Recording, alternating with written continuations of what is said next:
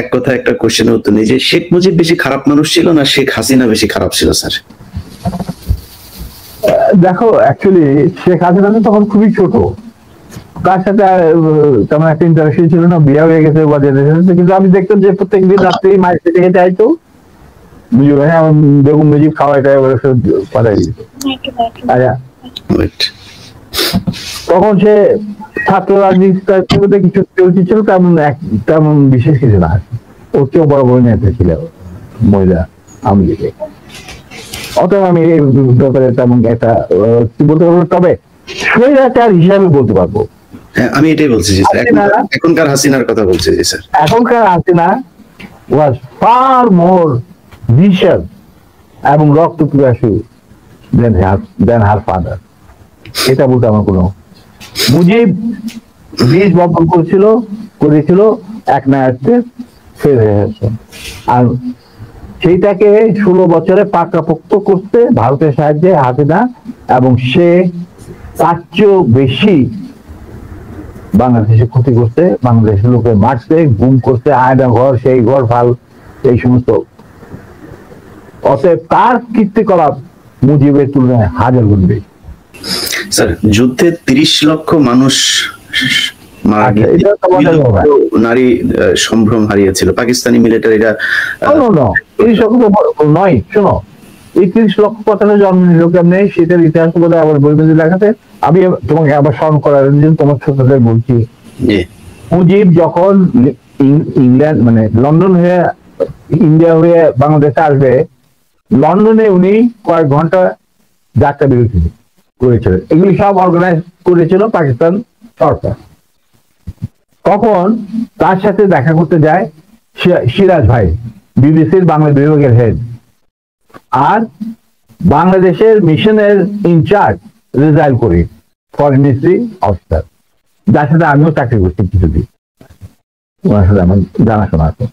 এই দুজন মুজিবুর রহমানের কাছে যায়, ক্যারিজ হোটেলে নিয়ে তারা সবের বিরতি মানে যত ঘন্টা রেস্ট। তখন মুজিব তাদেরকে জিজ্ঞেস করা, আমি এটা আমাকে সিরাজ ভাই নিজে বলে, সিরাজ ভাই সাথে আমার একটা ঘনিষ্ঠতা ছিল আগে থেকে, যখন আমি ছাত্র জীবন ছিলাম। তখন বাংলা বিভাগের ইনচার্জ ডেভিড ফ্রস্ট আসছে মুজিবের ইন্টারভিউ নেওয়ার জন্য। তো মুজিব তখন সিরাজ ভাই আর এই রেজাইল করিম সাহেবকে আলাদা ডেকে নিয়ে জিজ্ঞেস করতেছে যে সত্যি কি বাংলাদেশ স্বাধীন হয়েছে নাকি আমাদের কোথাও নিয়ে মাইর হালানোর বন্দোবস্ত করা হয়েছে। তখন সিরাজ ভাই ওনাকে বললেন, স্যার মুজিব ভাই, বাংলাদেশ স্বাধীন হয়েছে, আপনি যাইতেছেন as a prime minister of Bangladesh, কিন্তু আপনি ইন্ডিয়া হয়ে যাচ্ছেন কেন সেটা আমরা বলতে পারবো না, এটা আপনার সিদ্ধান্ত। তখন বলে যে ক্ষয়ক্ষতি, তখন 3 বছর ক্ষয়ক্ষতি কত, সবকিছু মিলে প্রায় 3 লক্ষর মতো। 3 লক্ষ, 3 লক্ষরে। তারপরে শেষ বাজে পরে আমাকে বলছেন যে আমি কোনদিন ভাবতে পারি না যে মুজিব ইংরাজিতে ডেভিড ফ্রস্টের সাথে কথা বলবো, আমি বলছি যে বাংলাতে কথা বলবো। ডেভিড ফ্রস্ট তর্জমা করে নেবে। যখন ইন্টারভিউ নিতে ছিল তখন David frost asked this question, what do you think is the losses of life in this so-called freedom during this freedom struggle? Mujib বলল 3 মিলিয়ন। 3 লক্ষরে বানা ফেলাইলো 3 মিলিয়ন। ওইখান থেকে যে রেকর্ড বাজার শুরু হইলো 3 মিলিয়ন, ওই 3 মিলিয়ন চলতেই আছে। তখন আফটার দ্য ইন্টারভিউ সিরাজ ভাই, তখন মুজিব তো আর কাট করতে পারে না, he is talking to the David frost একলা, যেমন আমি তোমার সাথে কথা বলতেছি সেরকম। After the interview was over, Mujib went to retire into his bedroom. Shiraz Bhai came and Rizal Karim came.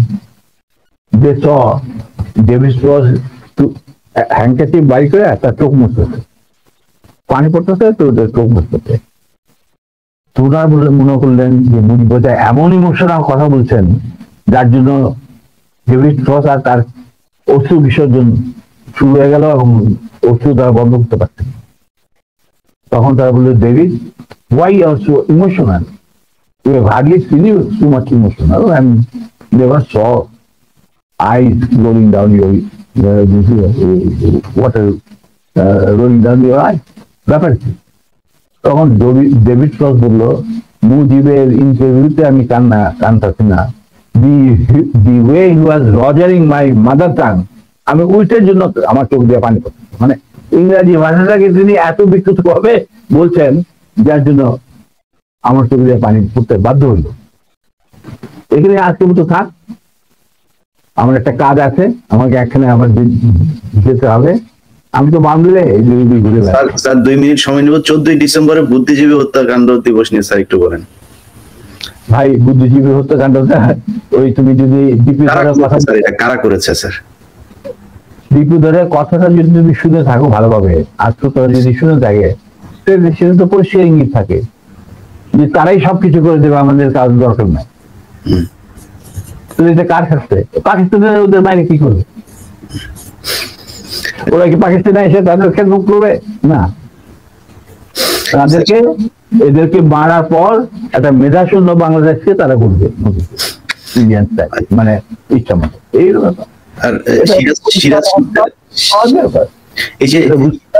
Rocket সাইজের দরকার না ওরা। রাইট স্যার, এই যে 2 লক্ষ মা বোনের ইজ্জত পাকিস্তানিরা নষ্ট করেছে, এই যে বলা হয়, আপনারা স্বাধীনতা যুদ্ধের পরে কি পরিমাণে নারীদেরকে পেয়েছিলেন যারা এসেছিল, তাদের সম্ভ্রম নষ্ট করা হয়েছে? আমি তো মাত্র 2 জন নারী চিনি, আর কি বলি? আমরা তো দেখি না, আমরা তো সারা বাংলাদেশে আমি যদি হবে না, কারণ তাদের ইচ্ছা আমি কেন ভুল করতে যাবো? আমি তাদেরকে এক্সপোজ করলাম, কিন্তু আমি 2 জন নারী এবং তাদেরকে আমরা সাহায্য করছি কতটুকু সম্ভব।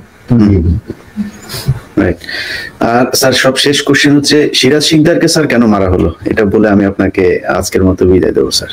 দেখা, Siraj Sikdar was a genuinely patriotic revolutionary, তার জন্য তাকে জীবন দিতে